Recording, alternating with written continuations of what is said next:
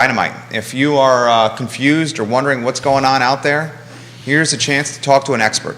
And that's what this show is all about, a chance for you to talk with an expert. You will be bombarded over the next 24 to 48 hours with mortgage rates now at 6 and higher for the first time since June 2008. You cannot turn on the national media without hearing this story. I have my phone go off at 6:15 a.m. It immediately starts playing CNBC on podcasts. Literally at 6:15 when my phone went off, it's the first thing I heard. My head was on the pillow. Comments are already coming in for Jon Snow. Literally. Comments are already coming in. The show has not even started. So get ready, Jon Snow. So what time did you wake up this morning, John? 7 o'clock.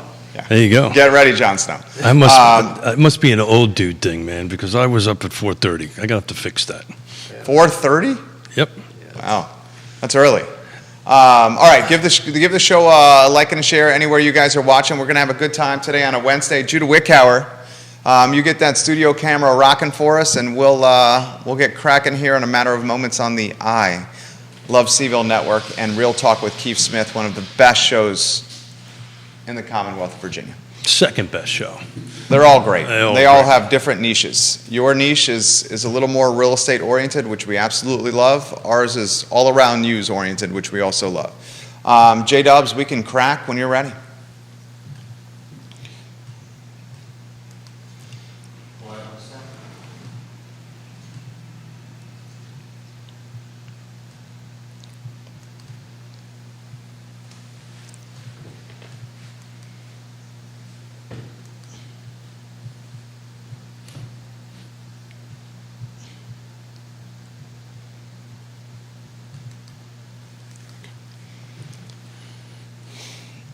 Good Wednesday morning, guys. My name is Jerry Miller, and welcome to Real Talk with Keith Smith. Thank you kindly for joining us. A pleasure to connect with you through the I Love CVille Network, where this show airs on every single social media platform known to mankind. Jon Snow is in the house. You will recognize and meet him in a matter of moments. This guy has a big, beautiful brain, and we're going to be talking rates. Jon Snow of Ross Mortgage. Keith Smith, a mere seconds away. The show is presented by Yes Realty Partners and Keller Williams Alliance. The show is powered by Ross Mortgage. If you need a name and a company you can count on to navigate this volatile and tumultuous time, it is Ross Mortgage. Count on people in the market, people that you can have face-to-face discussions with like we're doing right now.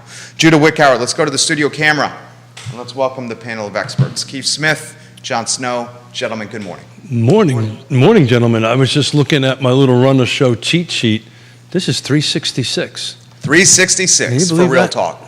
Show 366. And thank you, John, for being the star of show number 366. We have done on this network in totality, I did a little over 5,100 shows. Oh, my God. Think about that. That's awesome. A little over 5,100 shows. Over length of how long? Over the length of the entire I Love CVille Network. Wow. That says something. Now, enough about us. Jon Snow, the show is yours. Introduce yourself to everybody that's watching.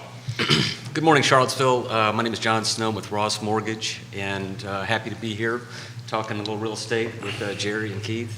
And, they said it last week. It was going to be painful, and it's starting to. The pain is starting to show up. So let's start off a little bit about yourself. You're a local guy, right? You were born and raised and live here. Some of us are come here, as I came here in '86. Jerry, I can't remember the exact. 2000. 2000 Yeah. on that end of it. So, before we get into rates and where the real estate's going and your crystal ball, which we actually have them, and we have little wands too, if you want them. You've been here your whole life. So what has the number one thing that's changed that stood out in your mind that's really kind of went like an aha moment, that is different? Yeah.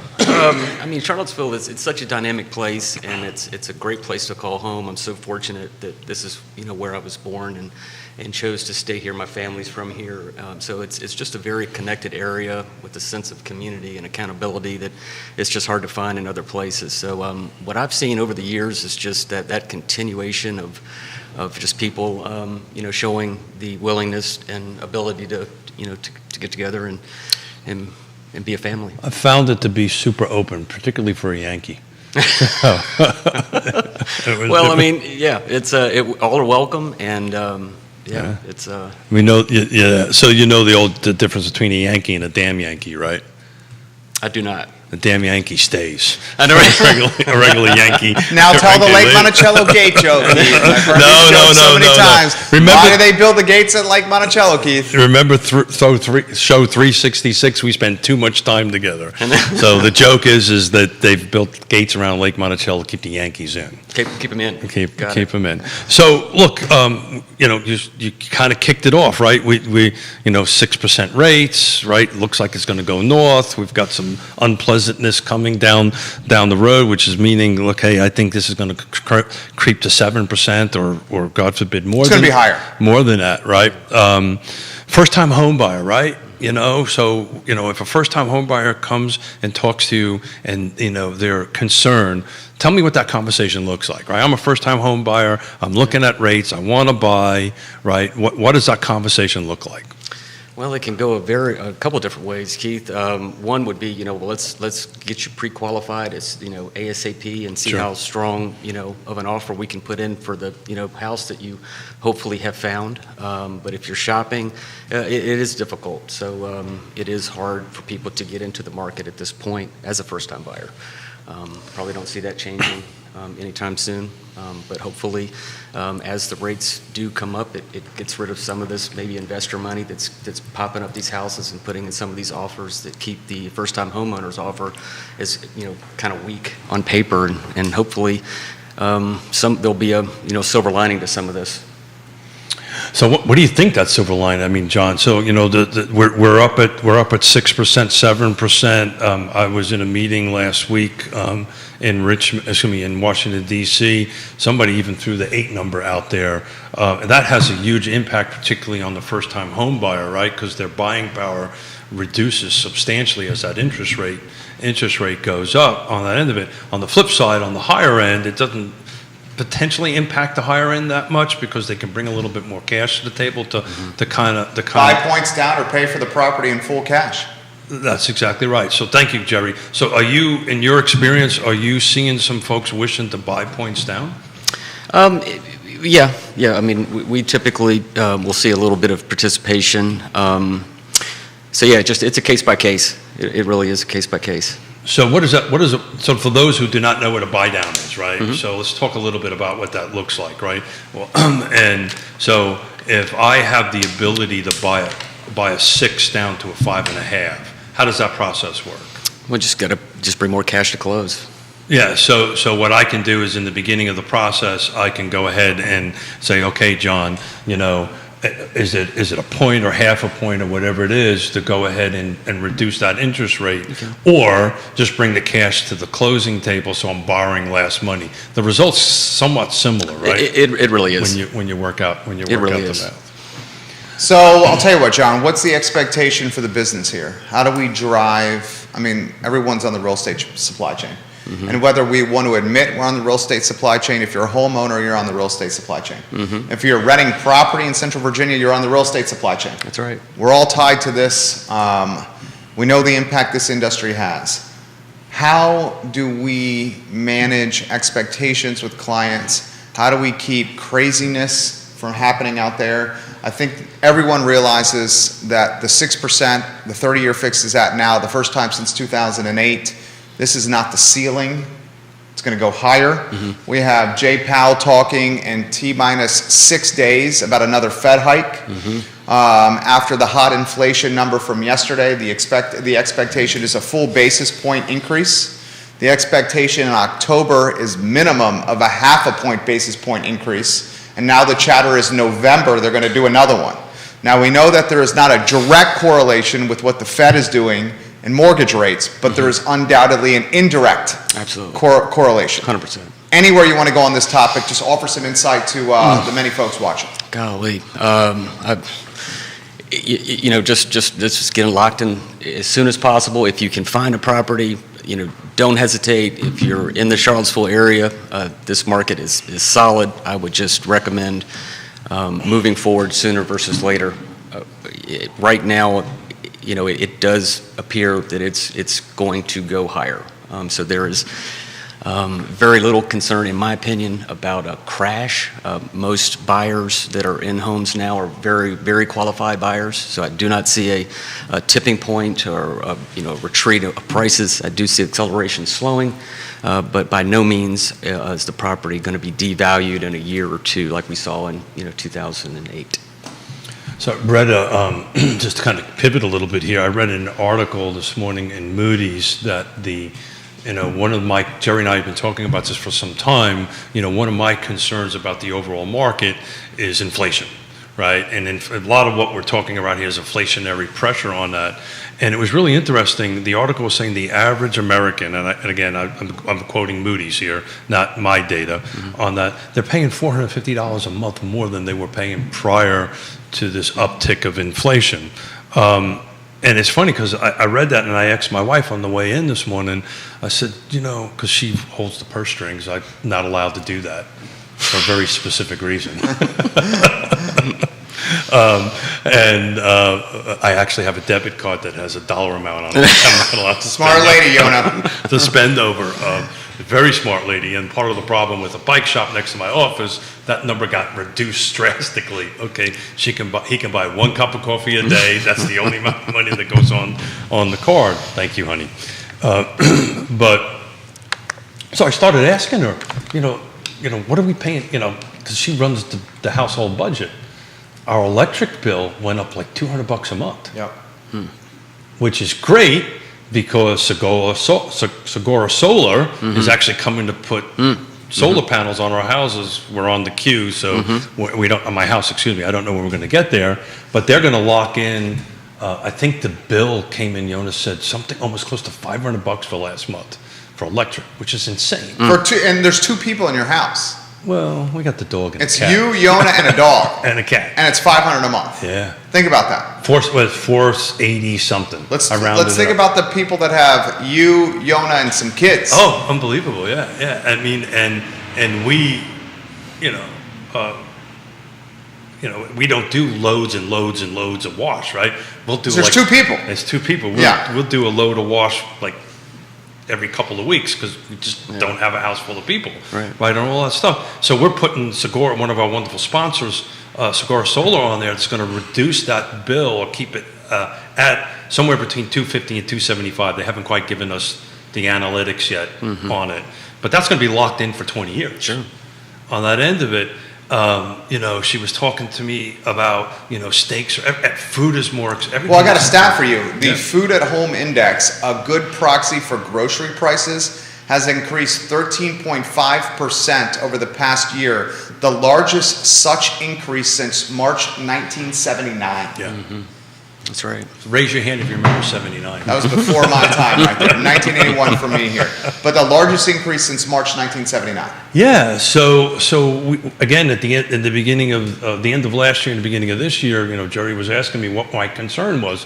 And I think that's it. And that's starting to creep in. How we got there, why we got there is a whole separate argument for a different day. But it's impacting down. One of the things I love about what we do, what every one of us do here for a living, is we basically touch either one of the 3 things: shelter, food, and clothing. Right. So we're in one of them, which is shelter. Right. And food and clothing is the other 2 big items. But when those start going out of control in costs, which I think we are at this point now, housing is just is going to take somewhat of a, let's say, a softball in the face. Not a hard ball, but a softball in the face to go ahead and do that. So I've been babbling a little bit. Anything you want to jump in on? Well, this? I mean, people have to have a place to live. I mean, you cannot buy that, name brand shirt and maybe go with something different. But I mean, as far as where you're going to, sleep at night, I mean, that's a problem that everybody has, and there's no getting around it. And maybe you don't want to get up at 2 o'clock in the morning to wash your clothes to save a buck. So the realities are. I know the realities are real, and they're not. Doesn't appear like they're going away. So these are real life problems, and it's good to be able to be in an industry that can help hopefully solve one of those problems. for people in the community. Joanne Mackey. Love you, Joanne Mackey. She's the queen of Keswick. That's what we've dubbed her. She says, when I purchased my first house in 1978, Keith and John, it was in Fairfax, and mortgage rates were 23%. Yep. Serious inflation as well, and why rates were so high then. Where are the professionals who were around this area at that time? And this is an interesting show for sure. Well, So I was. yeah. Yeah, these two both were. Yeah. Well, I purchased my home in Albemarle County in 2001, and I believe my first rate, I think, was 6.75. My first home in Albemarle County was 2006, and my rate was 6.18.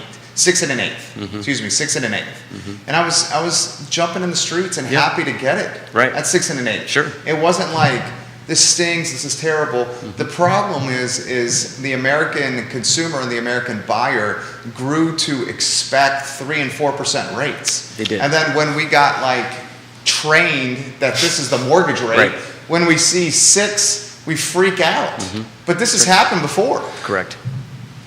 So I say, tell this to my wife all the time. Why can't I be right about the winning lottery ticket numbers? We're right about things like this, and we talked about this for months, and actually a year. And every time there was a 3%, 2.5%, we said, guys, this isn't normal. They'll get used to this. That's right. Normal is maybe where we are at now, right? That's right. Historically, maybe normal is 6. I don't have the data in front of me. If I remember, I think since '72, the average is somewhere around 7%, 7.2. I will say this, the last time the rates have gotten to this level was 2008.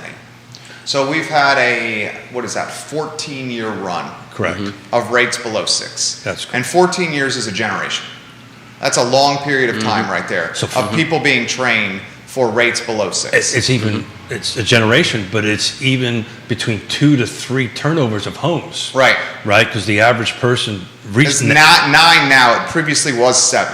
correct, and at Yeah. one point, back in when it started in 2008, it was 5. Right. So we went from 5 to 7 to 8 to 10 years staying in their home on that end of it. The Smiths tend to stay in there for decades. Actually, Keith tends to stay. Well, yeah, I mean, you're not selling now. You're not going to sell it now. I disagree. The with late, no. Okay, where are you going to go? Where are you going to buy?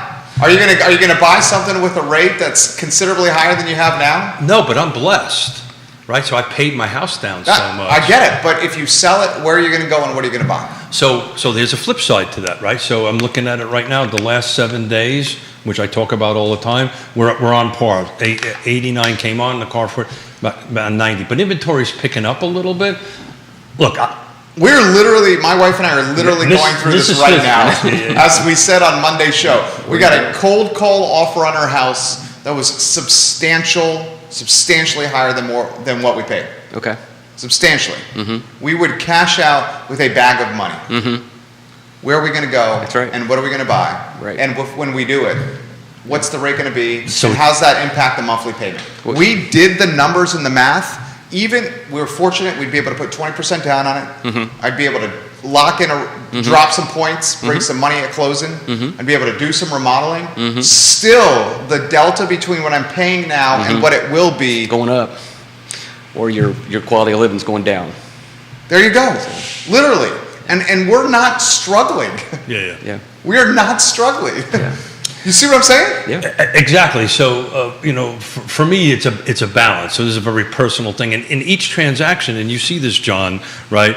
Every client that you talk to, it's not a macro conversation, right? It's a very, okay, what's going on in your life? What can we do to help check those particular boxes? What is the tools I have in my toolbox to help Keith at this specific time? But in my particular case, Jerry, I'm at a point right now that I know I can get a substantial price for my house because we're selling one up the street from us that. Yeah, you said in the 5s. No, there's a coming soon, which I can't talk about, that's going to hit the market on Monday. Okay, call it the 6s. No, it's not that quite high on that end of it. But my point is in the $400,000 to $500,000 price range that we have a dozen people already just lined up, realtors lined up. But where would you go?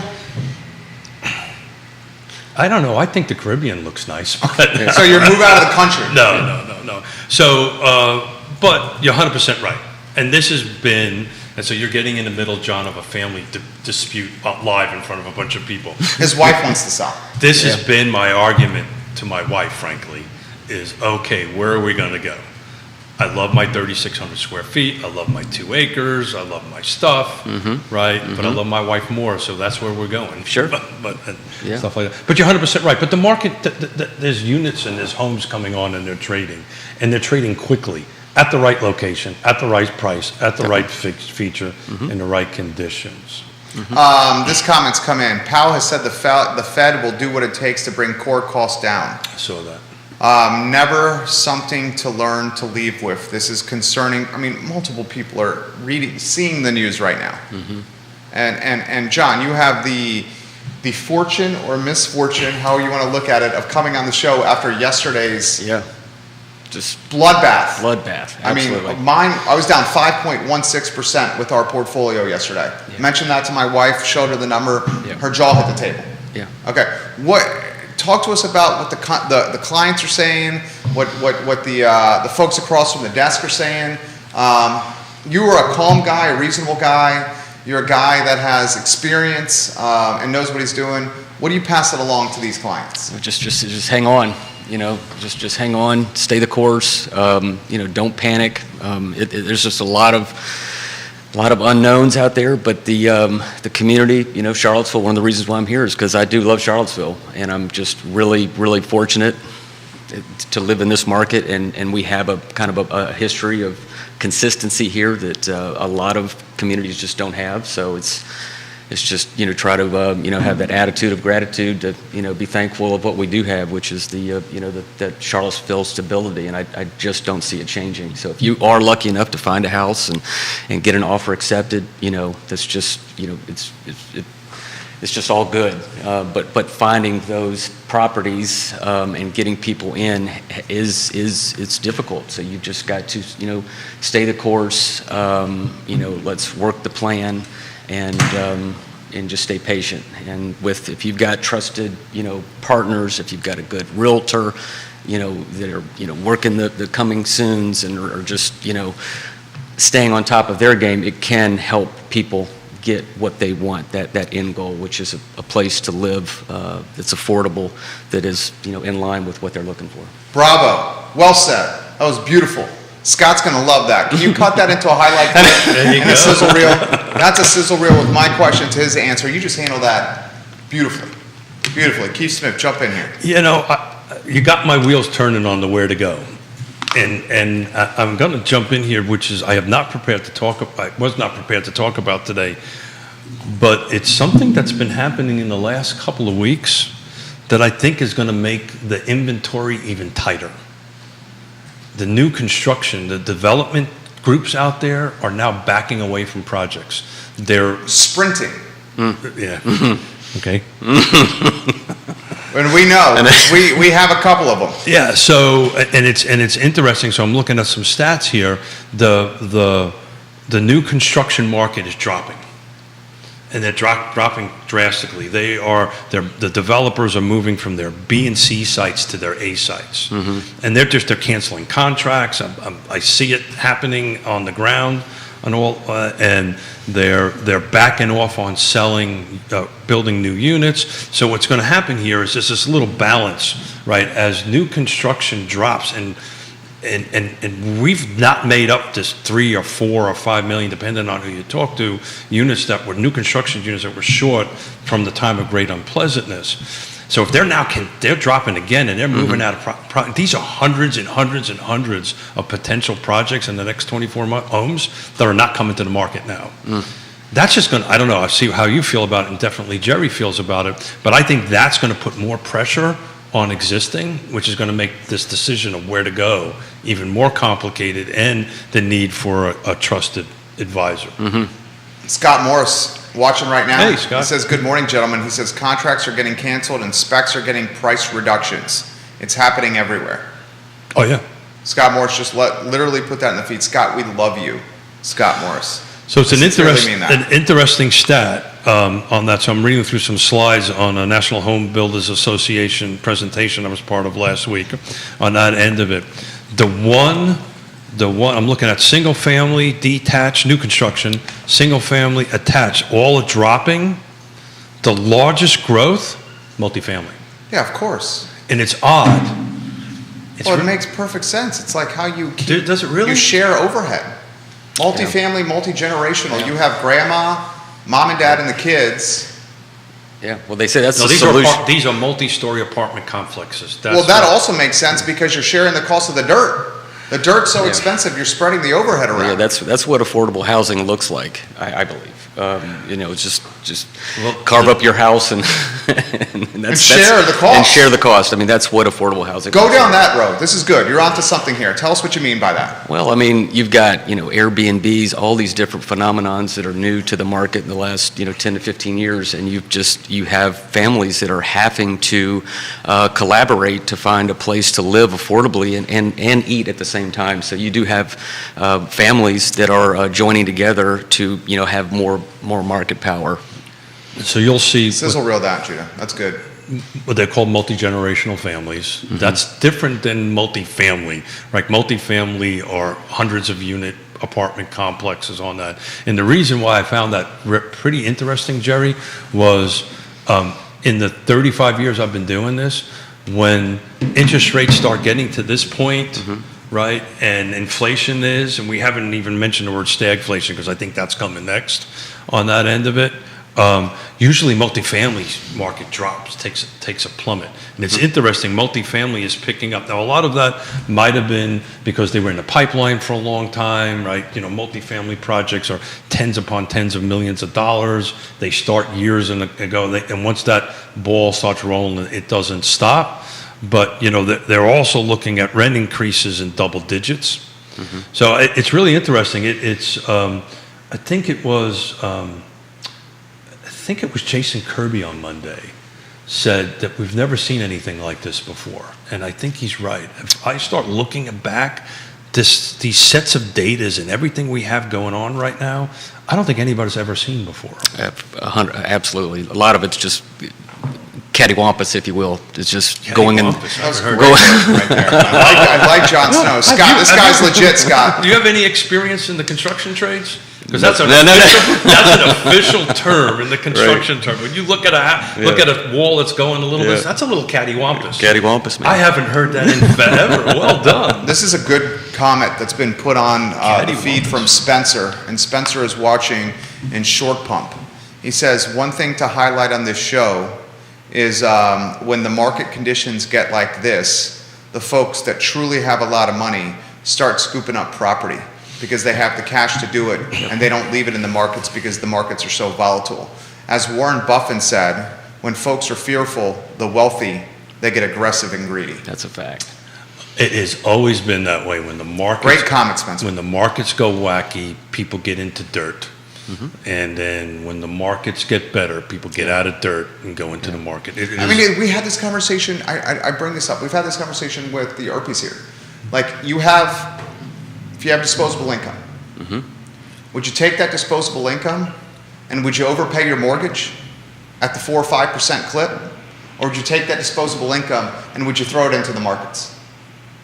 The markets have been down on the course of this year, 23% down, the indices? Mm-hmm. Or would you say, I know for certain this disposable income I can throw against my mortgage at a 4% and I get that return and it's guaranteed? You see what I'm saying? Sure. Oh, yeah. Opportunity cost. I mean, it's opportunity cost. Yeah, I mean, it's a real thing, and I mean, there's choices that are made, and a lot of people kind of piggyback on what you're saying is that they're going to buy some investment property and try to capitalize that way. So I do believe the market is oversold, and so maybe. So which market we're talking? Housing market? We're talking stock market. Stock market. Yeah, Yeah. okay. and then so we'll just it is a very it's just a trying time. it's just a trying time. Yeah, what Jerry is making a brilliant statement there, because how I define it when the conversation I have with first-time homebuyers in particular, right? Folks that have been in a couple of homes, a little bit more seasoned, they kind of know this already because they've just been in the system, but they've owned and went through. But first-time homebuyers, I always say, this extra payment towards your principal, right? This cash to put in, you're paying yourself, right? You're giving you're increasing your own equity, your own net and it's worth. Guaranteed. There is no risk. You have a fixed mortgage rate. There is a risk because 2000, the time of great unpleasantness. Let's not paint it as No. There is no risk. You have to make these payments no matter what. Yeah, got it. There is no risk. You're paying against the interest rate. Got it. There's no risk. You still have to make these payments. And with all due respect to our loan officer, mortgage folks in here, but my second follow-up, though I talk to first-time homebuyers all the time, is, it's really simple. You're either going to pay the bank or you're going to pay yourself. So why don't you pay a little bit, instead of buying one of these $5 lattes, whatever they are, you pay it to yourself. Pay it to your mortgage, pay it to your principal. Don't pay it to interest, but pay it to your principal, and you're paying yourself. Yeah. And this really works. It was a light bulb moment for a couple of clients. I chair a land trust here that we help affordable housing folks buy it, and we had our first resales. And it was an amazing feeling to be at the end of it when they resaled it, and they walked out with $50,000 or $75,000 cash, to Jerry's point, in their pocket, to move up the housing ladder, right? To move up the housing continuum to buy a market rate house. But that's 100% right. You're paying yourself. Absolutely. There's really not that many assets that will ever do that. Here's a perfect example. Joanne, you are smart. I sold, she said, in January, I saw the you-know-what coming. I sold most of my stocks, and I closed on a condo in Alexandria in April. I got a 3% rate. I transferred my one investment from stocks to dirt, and look at where I'm at now. Yeah, there you go. That's right. Well said, Joanne Mackey. Scott watching the program right now. We love when Scott watches the program. He says, multifamily is also the 4 to 6 units on Rich Street that were split into apartment-style living. He's a huge fan of the ADUs, and he says, my thoughts on keeping construction momentum going, and builders with capital to do it have a responsibility to the industry to do so. So he's saying the builders have the responsibility to develop. Yeah, so what you're going to see the builders start doing is they're going to start going to these outer rims, the green in our region, the green counties, the other side of the mountain, where they can produce single-family detached homes and attached homes in this 250, 350 range, right? That's where the market is, but the lag from today to getting it rezoned, to getting the site plan done, to getting it built. My suspicion is the market is going to take a bit of a change by that point. But Scott's right. I mean, in the conversations I have with folks that are in this field, they feel the same thing, but they just don't know what to do next. Does that make sense? Sure. Grayson says, for John, how high are the rates going to go? Possible to tell, right? I mean, well, some of it's built in. So if I knew that, boy. Do you get that all the time? A little bit. Yeah. I mean, people are concerned. It's just what people know to ask. So. But is it different today than it was 3 months ago? Is there more acceptance of the rate changing now than it was 3 months ago? So was the conversation 3 months ago, oh my God, the sky is falling, to maybe now it's more, okay, got it, this is the new reality, how can we work around this, how can we work together? What's that conversation look like? I think through the year, it has morphed in a way from, the housing kind of crash into, okay, it's not going to crash, it's just everything is just going to get more expensive. So do you actually get that conversation? Is the housing going to crash? I did. Yeah, as of 3-4 months ago, it was sort of the idea. We're going to wait till the end of the year till this sort of dies down, and then we're going to hop back in. And most of those people now are kind of wishing that they had to just move forward at that point. Yeah, we're seeing on our side of the ledger people that were particularly on the sales side, the listing side. We're starting to see an uptick of a tempo of people saying, "I'm ready to put the house on the market."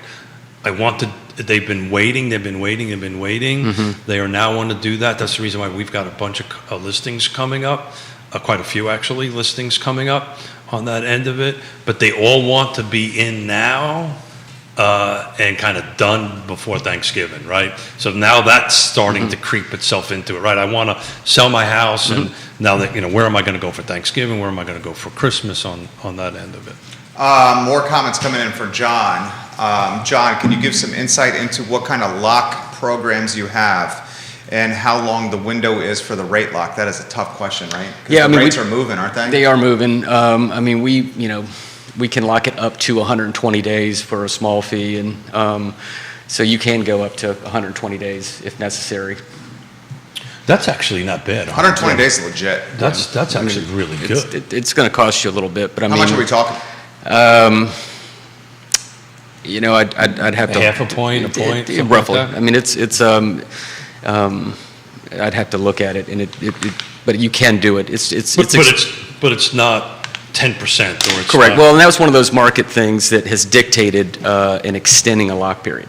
So that people can feel good about getting in an uncertain market. So we actually had a corporate program extending that lock period. So you had like shop and lock, right? Is that what that 120 days is? It's just an extension to give people that ability with markets, that just accelerating. It gives people that feel good that they're still viable at a price point. Did you so think that a they year can ago show. we would be having this conversation? Dude, did you think, not even a year ago, did you think like March? I know, right. I mean, That's like it. That's where the April. transition. Yes, yeah. It was March is where it just kind of went sideways, and we've been sideways since. But like I said, the good news is that we're talking real estate here. It is the most viable wealth creation ever no doubt. created, No doubt. and it's not going to change. And just look at the stock market. It's so volatile, and you just never see that kind of volatility in real estate. And if you're looking at creating wealth, real estate today is still the best way to go. Amen. 100% agree with that. Jason Howard, the king of Rio. King of Rio, lives on Rio Road. He's got something for you. You're a popular guy. You're a popular guy here. Jason Howard says, with the higher rates for the first-time home buyer and double-digit rent increases, do you see this compounding local businesses and government difficulties with finding staff? You've highlighted local police staff shortages, bus driver shortages in the past, Jerry. Restaurants are still being limited from an hour standpoint because they can't find labor. Other small businesses are not getting applications for full-time positions, and even larger grocery stores have eliminated 24-hour services. After midnight, your limited grocery option is something like 7-Eleven. Oh, yeah. Please ask John about this. Oh yeah, I feel it. Harris Teeter's closing at 10 o'clock. So yeah, things have changed. But that's... And make sure you're, so the viewers can hear you. There we go. Super Okay. close, yeah. Yeah, so keep going. You're dropping knowledge here. Yeah, we're not alone. I think that problem is everywhere. But Charlottesville's. We've always had a kind of an issue with service here. So that has gotten Worse. a little bit worse. So yeah. What do you mean by service? You mean hiring people at the service level? Wait staff. Yeah. There's always had issues here in the Ville with fawning. the Ville. I love it. I love it. So This guy shoots it straight. That's what I like that about you. You shoot it straight. I've been in this community a long time. If you're not a straight shooter in this community, you're not going to be very successful. Yeah, I completely agree with that. Kevin Yancey in Waynesboro. Kevin, I love when you chime in on the show. For John Snow, will the next financing tool be the balloon mortgage, John? God, I hope not. I think that's a sizzle reel right there. I know. Well, just shows he's an honest guy. Yeah. And he understands the Anytime the you get precarious into- nature of it. Yeah. Anytime you get into some of those exotic products, you're kind of asking for trouble, and I just hope we don't go in that direction. Are you hearing any scuttlebutt about that? Not really. Not in my own personal experience. But yeah, we'll just have to wait and see. Obviously, there are going to be some more aggressive lenders out there that are going to, produce some exotic products, and we'll just have to see what the market bears. But yeah, we'll just have to take a wait and see on that. I'm not so sure. I'm good with the term exotic. I kind of think something else and go a whole different direction. But, Well, yeah. but exotic Like is arms the exotic is the right word. Yeah. It's out there, on the fringe. And again, it's why what we've been doing here for 366 shows and bringing in the guests like yourself in there is to be, like we were talking about yesterday, I said, we need to be transparent and honest because everybody that's on that feed that Jerry's watching. Oh, dude, they see through it. They see through it. Yeah. They catch it. So this is what we try to do: is we try to be authentic, and actually we try to be fearlessly authentic on the show. So thank you for doing that. But yeah, it's we talk about if once you get to these exotic products and they get out there and they start doing it, it's what got us into trouble in the last time, and that is my only fear. Yeah. If the regulatory nature does not change, right, and it stays and it keeps the lending requirements tight, for Right. lack of a better term, Yes. on that end of it, we'll do fine. I agree. If they start changing it, Yeah. Kevin asked John, do you call those predatory, the balloons? Again, I haven't really had an personal experience with those products, but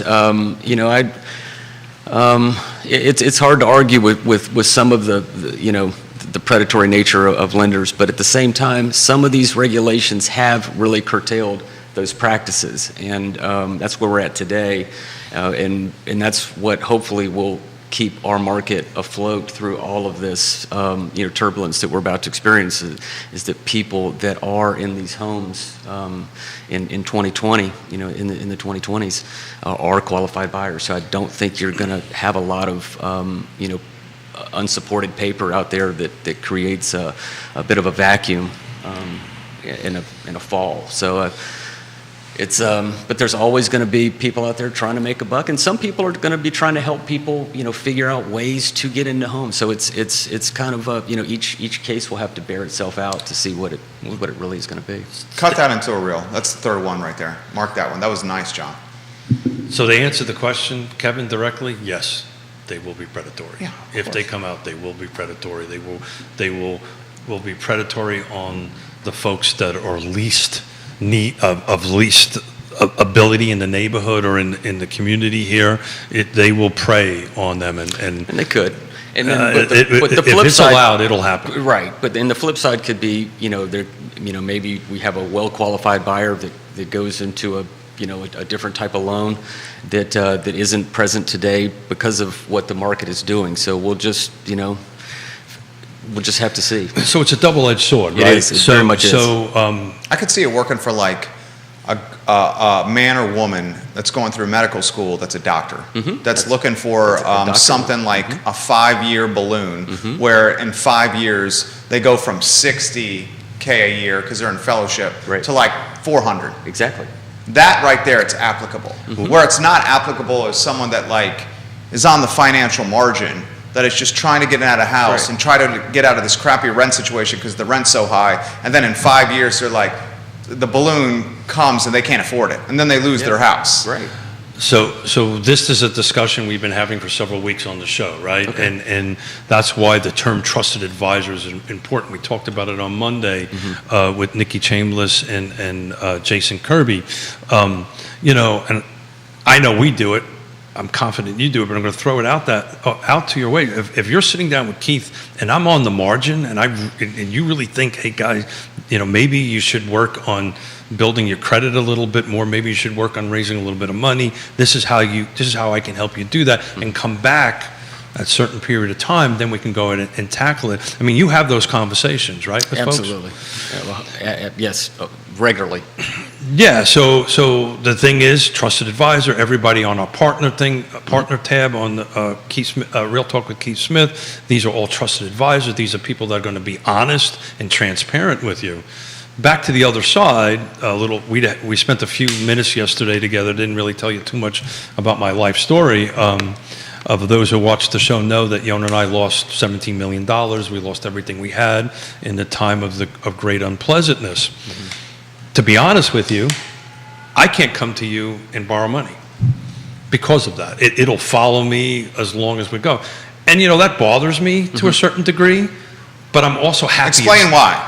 It's because we financially are in a great spot, right? We're blessed. We do very well. We've done 180 degrees. Everybody that's watching and everybody's part of our lives has helped us do here. Jerry has helped us. Everybody in our lives has helped us get to the point we are right now. Financially, I can afford it. I can afford it. But there's boxes that has to be checked because of the regulatory requirements, because the difficulty of financing right now. If I walked in and said, hey, I want to buy Jerry's house for $800,000, $1 million, whatever it is, and I don't mean to be facetious, and I'm thankful, but I can do it. Financially, I can do it.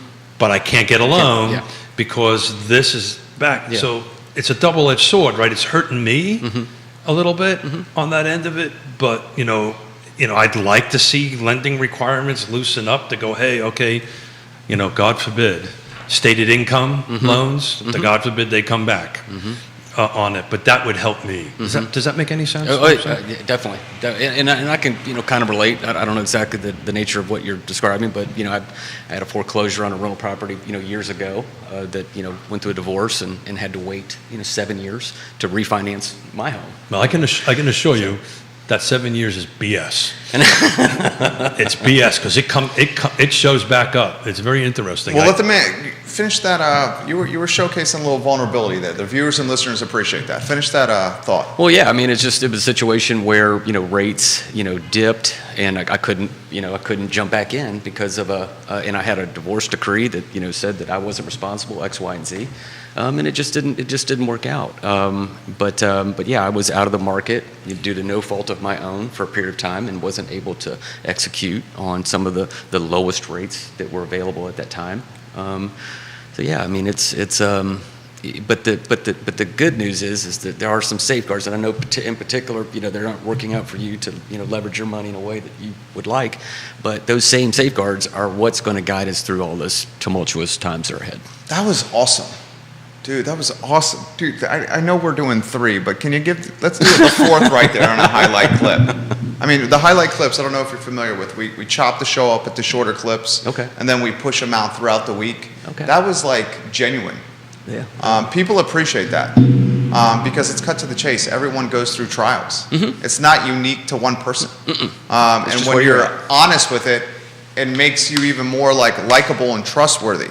Woody and Paul are watching. Woody Fitcham and Associates. I'm going to say it again. One of the best appraisers in the Commonwealth of Virginia, Fitcham and Associates. He says, adjustable rates and balloons are for very well-educated borrowers on the value and use of money, people that know what they're doing. It's not for John Q. Public. And Paul McCarter from Avenue, he's a realtor, says, like a lot of things, they are right for certain situations.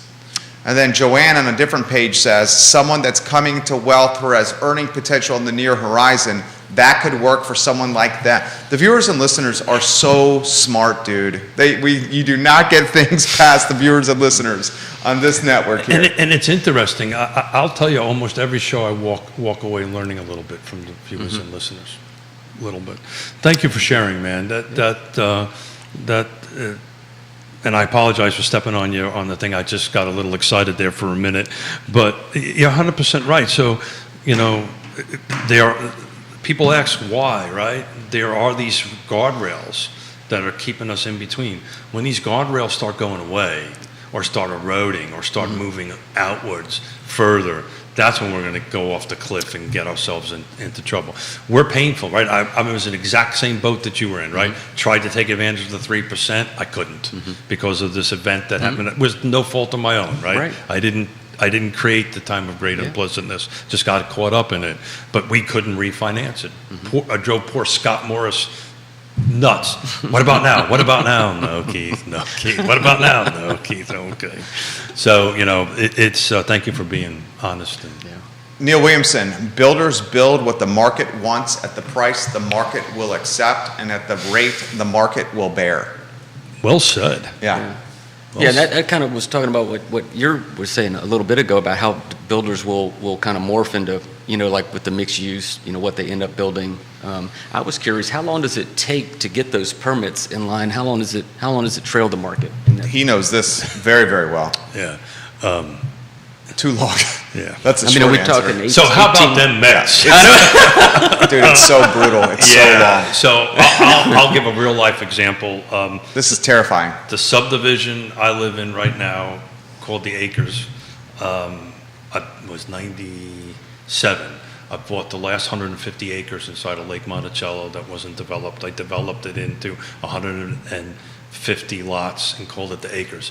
I did not have a trusted marketing and branding guy in my life at that point, so I came up with the name The Acres, very original, right? Because all the lots were an acre on that end of it. But That's a good name, Keith. I was gonna say, I think it worked. What do you always say about the builder? The builder and the developer can do anything when it comes to a house, but then you have them name the roads, and what do? They freak out. They freak out. Literally, they freak out. So there's a, I don't think I've ever told you this. So naming streets make developers and builders freak out.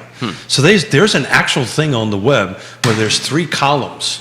You want to name a subdivision, you pick one name from one column, one name from the middle column, one name to the third column. I think that's why we see a lot of Maple Street. Well, that's why subdivisions, you always see 3 names, right? Or, a minimum of 2 names. It's not just one name. And literally, there is a document. God, I got it in 1987, so it had to have been around long before that. But anyway, in 1997, 150 acres, 150 lots, central water and sewer, had to rezone it, had to go through site plan. It took me 6 months by the time I signed the contract to buy the land and put my first bulldozer on the job site. Neil Williamson, building permits in Albemarle County, John, take 90 to 120 days. That's the building permit. Just the building permits. That's just the build. That came after. So put this in perspective. We just did just to put it in perspective, I just helped a client do a project in Fluvanna County. We are now pushing third after 6 years. So it went from 6 months to 6 years. So let's just Same talk the county. building permit, 90 to 120 days. In March, rates, in early March, late February, rates were in mid 3s? 90 to 120 days would be 4 months later. That would be late July, August. Rates were 5 and change. So they jumped 2+ points in 90 to 120 days. So if you're a builder and you're trying to build a house and it takes 120 days to get a permit and rates jump 2+ points and you're financing this development, right? So we talk about. Think about that. Yeah. We talk about how the restaurants got hit in COVID. Think about the builders, right? So they went from a year ago, lumber tripling, right? And all that stuff. Now they finally get that under control and they take 120 days to get a building permit. They just can never catch up on this end of it, and it just keeps on growing. But Neil, Neil's going to be here Friday. Neil's going to be here Friday. I've got a doctor's appointment I need to go to, and Neil is going to sit in my seat and be Batman. But we haven't decided which version of Batman yet. Was he? I'm the Adam West version. Was he like the Dark Knight one? I think maybe. I don't know. We'll see. We'll see what Neil wants. David Caron. Jon Snow was my guy at Jim Price. I had to buy a new car this year, and without him, it was absolutely miserable. My man Dave. That literally put that on the feed. Michael Buchensky is in the game, First Heritage Mortgage. He says, any product, non-predatory, could be right for a vast amount of borrowers. I think the key is proper financial education for a client, budget analysis, future life planning to make the right decisions. There are so many factors in making a solid home buying and financing decision. Having the right financial team behind you is the difference between home ownership and affordability versus the bottom falling out on you. So that whole sentence, that whole comment, thank you, Michael, we weren't talking about rates. We weren't talking about financial pictures. We were talking about how we're going to serve the client, how we're going to serve our buyer or our seller, whatever it is. And thank you for Michael for chiming in on that. And that's the thing. And that's where times like this, we need trusted advisors like John, like Michael, maybe Mike myself, to go ahead and help you navigate through the process. More comments coming in. Kevin, in 07-08, the first tool was the adjustable rate mortgage, then the unverified income, then the appraisals, the balloons, and then the mass foreclosures. Can you ask John and Keith if they see this equation materializing again? I do not. Personally, I do not. I believe that the ability to pay back has been factored in. And so, having said that, for it to crash, a lot of other dominoes would have to fall. I just don't see that happening this time around. It's a totally different scenario in my view. But it still doesn't, compromise or change how hard it is to actually get into the market. But as far as anything beyond that, it's I just don't see a. Well, it's two sides, right? The two discussions. Getting into the market is difficult, right? It is. That's where you need your trusted advisors. But I think the question's more focused on now in it. Is this a good investment? Am I doing the right thing? Is this going to fall apart?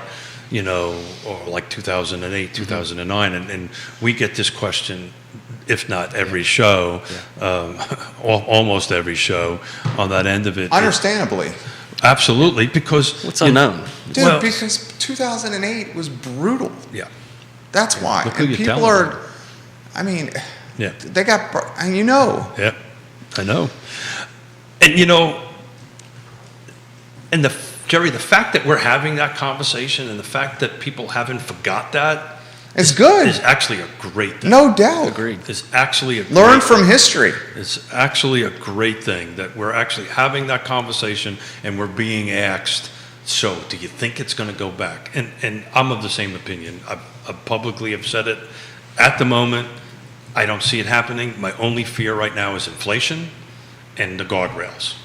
And if those guardrails start really, going away or moving out on that end of it. The other item, and Woody Fincham is watching or listening, the Michael Buczynski says Nina's are not coming back. And if memory serves correct, Michael Buczynski, a Nina is a no income, no asset loan. Yeah, that's right. Yeah, that's an acronym. Yep. I call them no doc loans, right? Yeah, he or says stated. no income, no asset is that, right? He says those are not coming back. So that's a sigh of relief. Yeah. Yeah. Hurts me personally because I would love one of them because I can do it, right? I can prove the capital, I can prove all Sure. that stuff.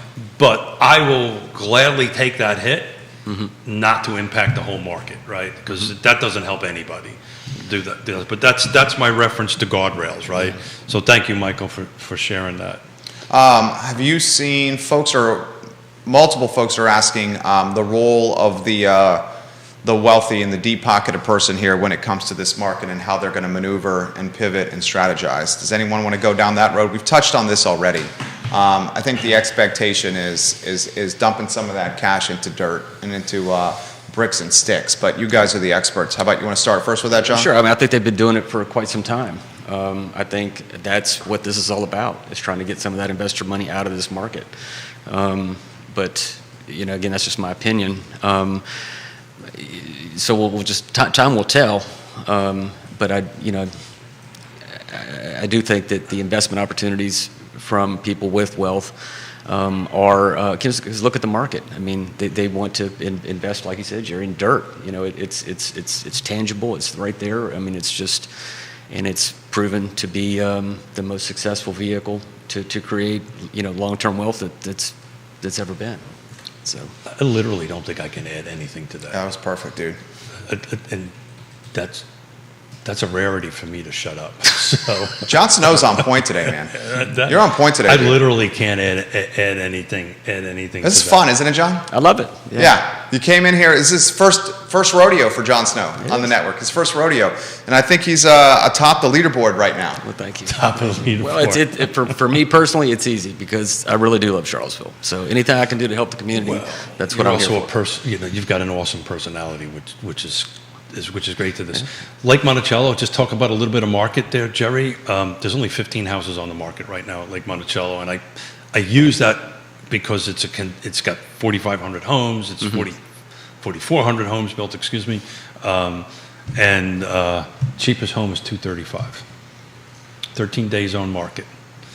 It's funny, Jerry, when we were looking at this about 30 days ago, remember when we had a lot of 30s and 40s days on the market out at Lake Monticello? The highest right now that I'm looking at is 27. The median right now is 13 days. And it's interesting, the average and the median are the exact same number, 13 days, which when that starts matching, that's pretty much where we're at on that end of it. But it goes from 235 up to 300. There's only 4 homes under the price of $300,000 at Lake Monticello right now. So what's that tell you? That tells me that we got an inventory problem. The inventory issue hasn't gone away. So back to the money, the folks with capital or cash, they can be in the market, right? But the first-time home buyer, and I would argue that 300,000 probably isn't the first-time home buyer market, but whatever. Yeah. But at this $200,000 to $300,000 price range, just to pick a number, at Lake Monticello, which is has been the go-to place for decades for that type of buyer profile, there's only 4 houses to buy. Right. 0 days on market, 1 days on market, 12 days on market, 16 days on market for those 4 units. And I can assure you, probably by the end of the week, they'll be the first ones out. The first ones out. Woody Fincham, he's an appraiser. He has this question for John Snow. How long before 40 and 50-year notes show up? Ooh, man, good gosh. As a car guy, I remember the 36-month loan, then it went to 48, 60, there's 72, 7-year loans. 84 months. Yeah. So you can best believe it. That I don't get. Talk about predatory. That I don't get. But I will say this: the 7-year loan on the car, especially during COVID, that could be predatory. It had a lot of no interest associated with it. Because early COVID, they couldn't get the cars off the lots. Now that's not the case. Yeah. The cars are flying off the lots. Yeah, so but early COVID, you were seeing 5-year loans, no interest. Interest at any length of time is always a good thing. Yes. Right? Yeah. Sure. No interest for 12 months. Because you extend the term, you're lowering your monthly payment. You're paying your car off. You're not paying the loan. You're not paying the bank or the lender that kind of money on that end of it. A product that depreciates right as soon as you roll it, right? That's still it was during COVID. It didn't, but we're kind of getting back to that now. Yeah, that was definitely a one-off. A car is a depreciating asset, absolutely. Yeah, so it's a depreciating asset versus an appreciating asset with a home. Yeah, correct. So to answer the question, I don't think I personally would have a problem if they went in that direction because it is an appreciating asset, but we'll have to see where we go. But with these higher prices, elevated prices, certainly longer term, if you could keep the rate down, that would answer a lot of questions. 40 to 50-year mortgage? That's crazy.